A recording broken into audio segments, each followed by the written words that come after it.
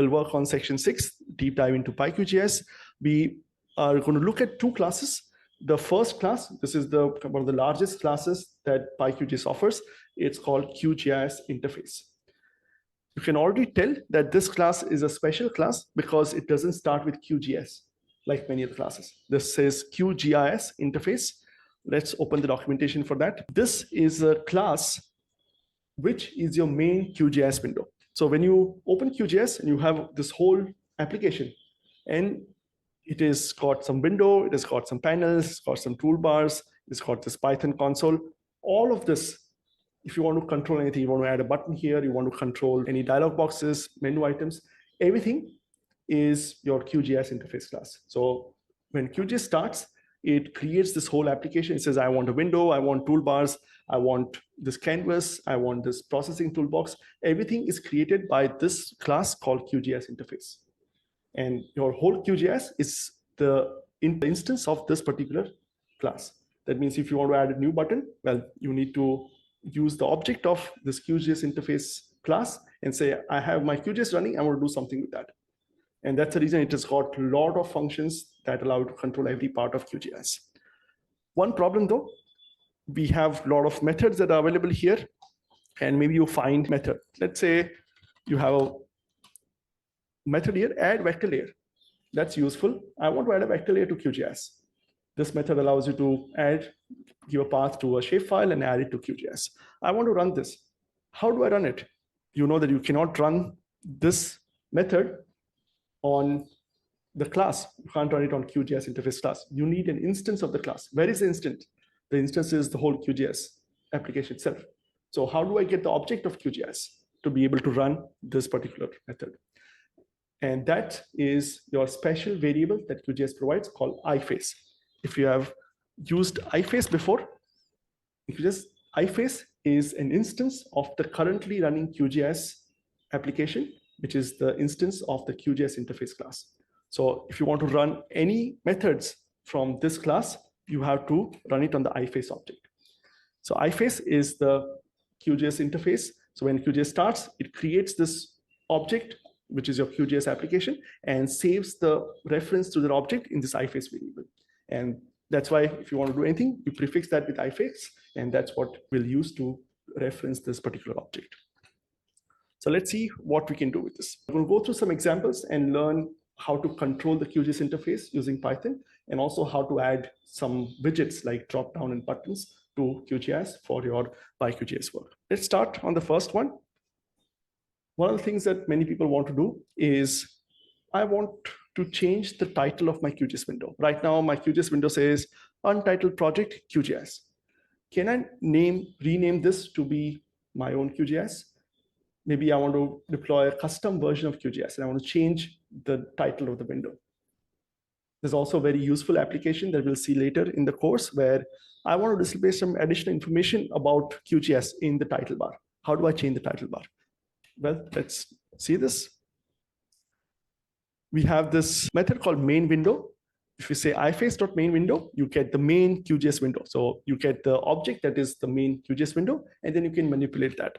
So let's run this code. I'm going to take this code from 6.1.1 and paste it in my Python console. This says, take the main window, get the title. So what is the current title of the window? Let me just comment out this and see what is the current title. So I'm going to print this. And it says my current title is Untitled Project QGIS. So again, whatever the window is named, you'll be able to get the text from the main window. We can say I want to change the title where I'll just replace QGIS with my QGIS. And then I'll set that as the title of my window. So let's run this code. And as soon as you run the code, you'll see your window title has been changed to my QGIS. Try out this snippet, 6.1.1. You can copy and paste this code. This will take whatever your title says and it'll replace QGIS with my QGIS. We'll later use this to display the current version number on the title. It's quite helpful when you start working with QGIS. It is helpful to know what version are you working with. Typically, users have multiple versions. It'd be nice to just have that version displayed in the title bar. And that's something that I always have my QGIS display and we'll see how to kind of do this customization and also have it persist. So every time you run QGIS, you have your customization also available, applied automatically. We'll see how to do this later on in the course. Next, we can also change the title, the icon that is displayed in the title bar. On Mac systems, based on the Mac user interface guidelines, there's no icon on the title bar, but on Windows and Linux, there should be a icon on QGIS window. We can also change that. So you should see a title icon like this. The default one would look green. Let's change it to a different icon. So here we're going to use the data package that we have downloaded. I'm going to show you where the icon is. So I have placed the zip file for the class data package here. I've unzipped it to this folder called PyQGIS Masterclass. Inside of this, I have this icon, QgisBlack.png. So this is my icon. I want to use this icon and set my QGIS title bar icon to be this black QGIS icon. So how do we do this? First, we need to define the path to this particular icon. So I'm going to copy this snippet and go to QGIS. If you have placed your icon in your downloads folder under PyQGIS Masterclass folder, this code snippet will find the path. If I print this data dir variable, that will be the path to the data directory. And you can see on my system, it's my downloads folder / PyQGIS Masterclass. And then I can construct an icon path saying that my icon path is the QgisBlack.png inside of that. And if this looks correct, that this is the path that you have, then your code snippet would work. If you have placed your data package somewhere else, please go and define that path manually. You can change this to be any directory on a computer and make sure it points to the data directory. This particular thing, os.path.expand-user tilde, this is a shortcut that will give you the home directory path. So whatever is a home folder in the system, you will get path to that. So it's an easy way to have the user's path without knowing the user's name. So if you can write a code and say, this is my user's home folder, I want to put some file there, this is a useful thing to do. So let's run this code snippet. We just say iface.main window set window icon to be this particular icon. You can run this. This should change your icon in the title bar. I'm on a Mac. In Mac, there's no icon in the title bar, so I don't see it. But if you're on Windows or Linux, you should see a black icon in your main title bar. If you do not see the icon change, make sure you print the icon path from here and make sure the icon exists at whatever path that you see here. Many Windows users, if you unzip this using the default archival utility, it'll create a folder called PyQGIS Masterclass. Inside that, there'll be one more folder called PyQGIS Masterclass. So you have to give the path 2 times to get to the correct path. We are learning some of these customization options that are available in this QGIS interface class that will help you design your QGIS and control how it looks. Later, we'll learn how to deploy this. You can actually deploy this as a plugin, and whoever installs this plugin, they'll get that customizations. Or you can deploy this as a starter file. So whenever user starts the QGIS, those customizations will be deployed. So there are many options to deploy this. But first, let's learn what are the different options that are available to you. Next is something very useful that you can try. The QGIS interface class has some methods to get references to different menus. So there is a method called raster menu.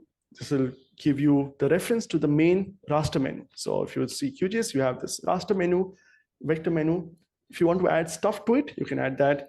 You can have a database menu, you have the plugins menu, and so on. One of the things when QGIS had launched this processing toolbox was that there were 2 tools available for most of the vector operations. You had this vector operations where you can do something from here. For example, you can do buffering from here. That will run the old tool, and you have the new tool available in the processing toolbox. And I really wanted my users to use the new tools. Many people were used to just saying, I'll go to vector menu and run this. I'll use the old tools and not the new ones. So one of the customization that I had deployed to my users was just remove those menus. I didn't even give them the option to have those menus. So I would have a customization where the users would not even see the menu. So let's see how to remove certain menus from your QGIS and use the PyQGIS API to do this. So 6.1.3, let's copy this code snippet. First, you use the iface object, which is the QgisInterface class, and say, get me the reference to the vector menu, raster menu, and these menus are in the main menu bar. So I get a reference to the parent where they are contained. And then we just say, remove this. The menus and the menu items and even this toolbar icons, they are called actions in Qt. So they are called Q actions. So they are a type of widget which are actions, which is either a menu item or a toolbar icon. So we have this method, the Qt method, where you can say, you have a menu bar, you can call remove action. So I have a menu bar. From that, remove this vector menu and raster menu.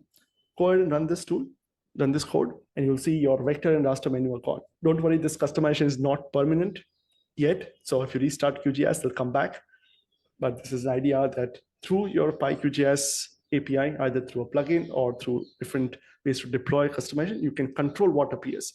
And this might be helpful where you're building an application for certain users and you want a very simple interface. You can say, I have my plugin. I want, once people install my plugin, you should hide everything else except the tools that are necessary for people to do the work.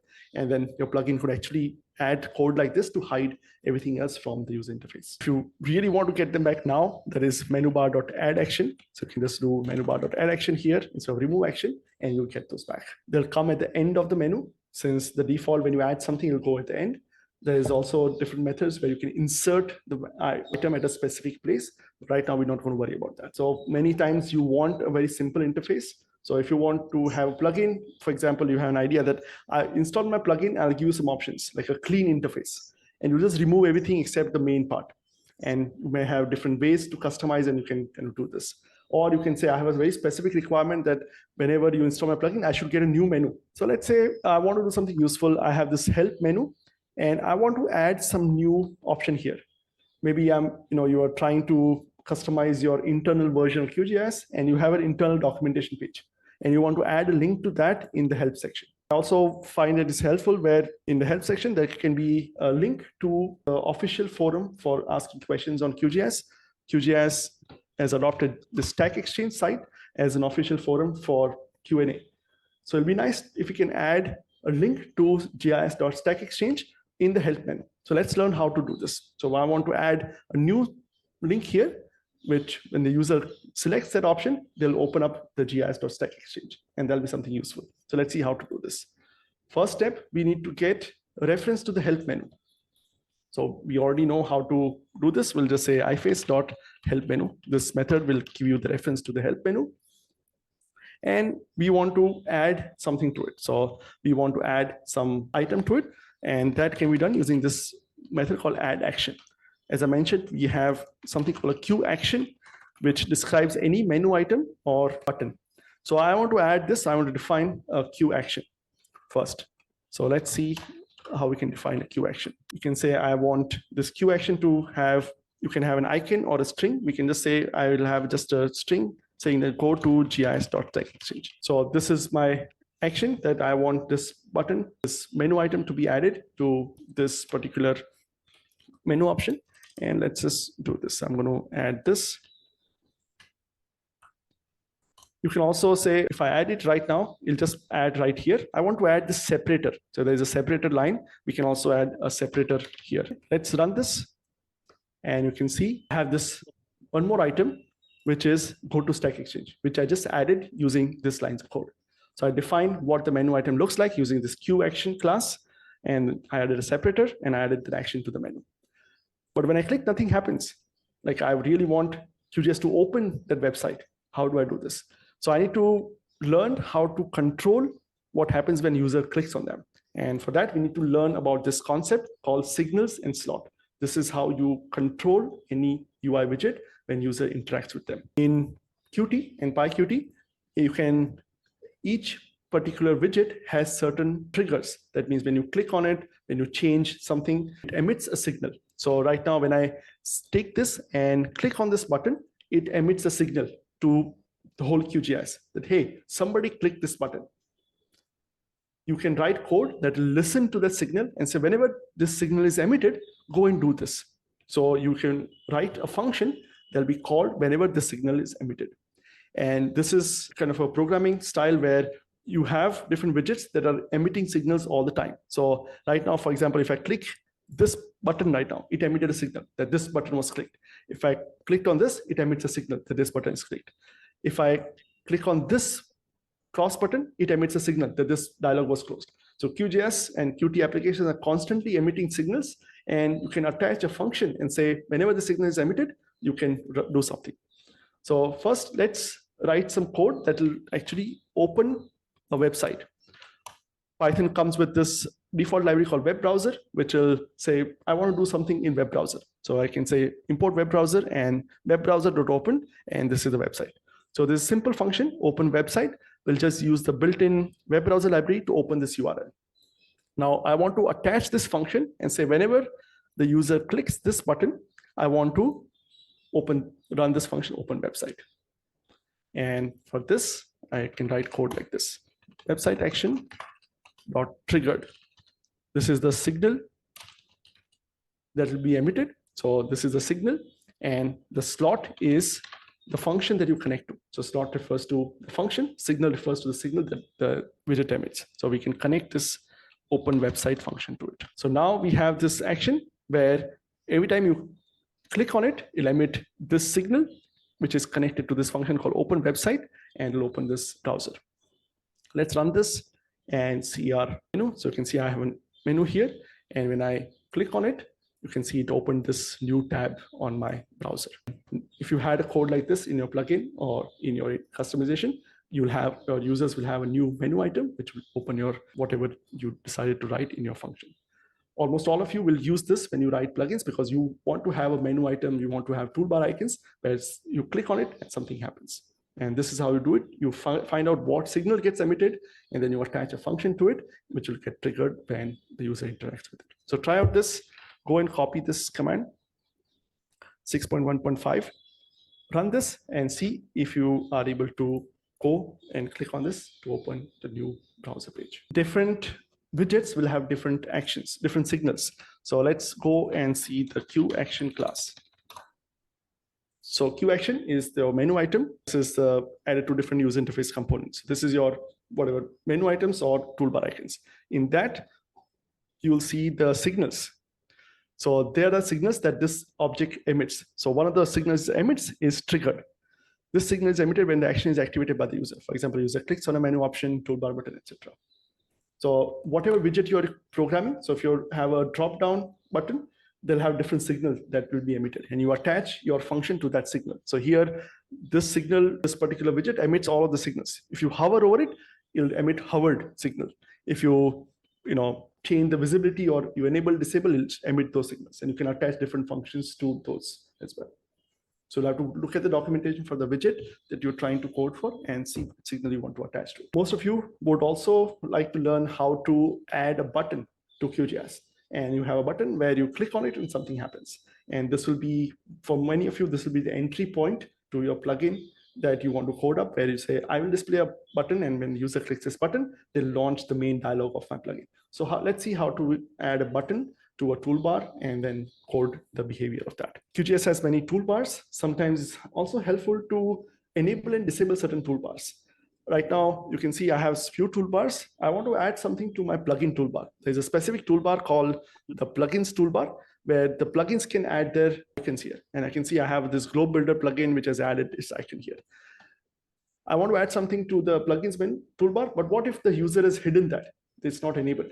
So you can also control the toolbar visibility using PyQGIS. So let's run this code, 6.1.6, iface.plugin toolbar set visible true. That means it's going to make it visible if it's hidden. So let me run this. And as you run this, you'll see your plugin toolbar up here.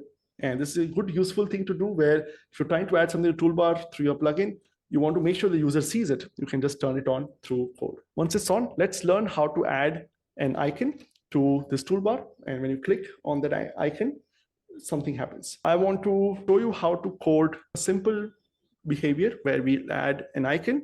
We'll add a clock icon to our toolbar. And this clock icon, whenever you click on it, it'll show you the current time.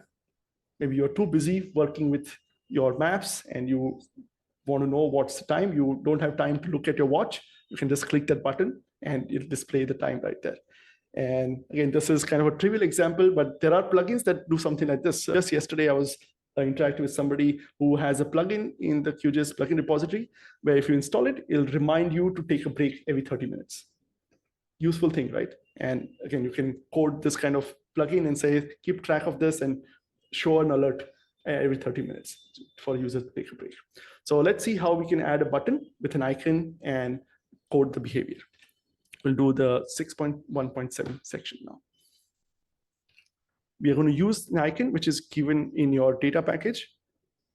We're going to use this icon called question.svg. So this is a question mark icon, which we're going to use and create an action, which that particular icon, and add it to the toolbar.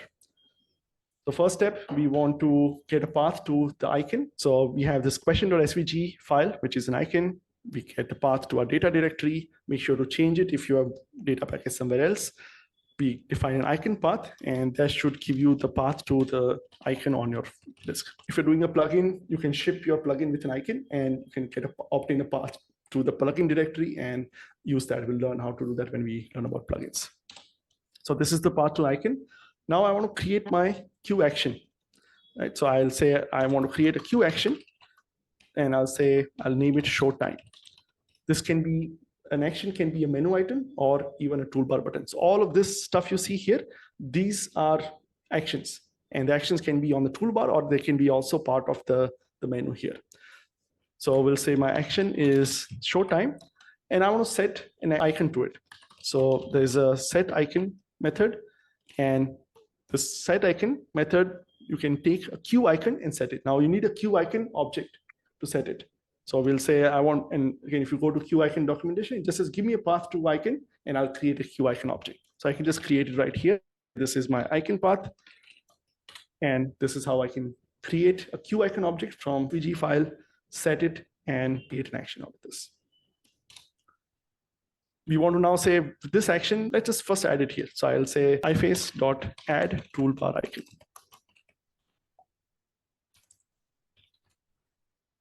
The QGISInterface class has this method add toolbar icon, which is a helper method which go and find the plugin toolbar and add an icon to it. All the plugins are expected to add their icons to that toolbar for consistency. So again, there's a nice helper method. We can just say iface.add toolbar icon, and then we can add our action here. Let's run this. And you can see I've got this question mark here. If I hover over it, it says show time. So this is my action. I can also add it to a menu, and it'll display the icon along with the text here. Okay, so we have nice button. Again, we've not coded what happens to this button when we click on it. We should do next. We know how to code the behavior of an action. We'll say action. When somebody clicks on it, it emits this triggered signal, and we want to connect it to some function. So let's just say I'm going to write a function called show time. So let's define a function, show time. This function will be called every time the user clicks on that particular button. How do I get the current time? Well, I just want to display the current time. We can use the Python datetime module to get the current time. And we can format it using the strf time method and in hour, minute, second. And let me just print this. I'm going to print this, run this. Now, if I click on this, it shows this current time.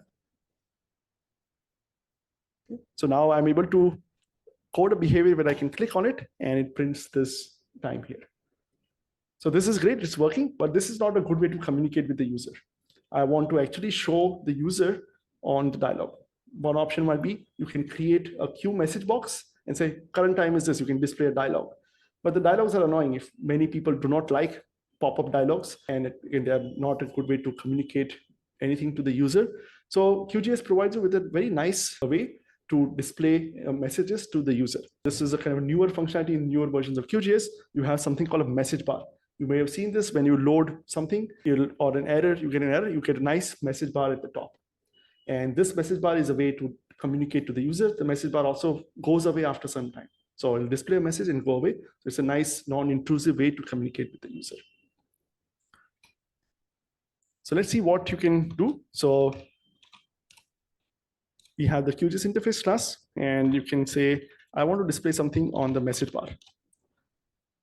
So you can say, iface.messageBar, which will return the message bar of the main app. And this is the QMessageBar class, which displays certain messages. There are different methods. One method you have as part of the QGIS message bar is push info. You can push different kind of messages. Push info is like an information message, warning message, success message, critical message, and so on. Let's just push an info message saying that this is the current time. So I have my text I want to display. I can say iface.messageBar. This will give me the current message bar object, which is at the top here. And I can call any function from the QMessageBar class. This time I'm going to say push info. This takes two arguments, the message as a title message and the message itself. So I said the message is, the title is current time, and the message I want to display is this text that displays the current time. Let's run and see what happens. So if I run this, now I'm able to click this, and you can see I get this nice message at the top. It says current time is this, and it'll also go away in 5 seconds. And if you're doing any sort of communication with the user, please use the message bar class. It's well designed, non-intrusive, and it's a standard way QGIS uses to communicate with the user. And you have many options. You can control the type of message, if it's a warning message or an error message, you'll be able to change the behavior and it'll display in different colors. All right, so we've coded and displayed the message bar. Let's do our next exercise. Vignan, you can explain the exercise 2.